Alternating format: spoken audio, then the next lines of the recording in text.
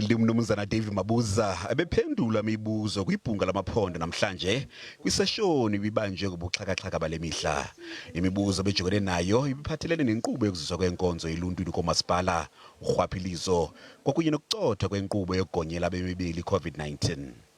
Initially, there was a slow uptake to vaccination due to limited supply of the vaccines as a result of global demand for vaccination, as well as pessimism towards their use.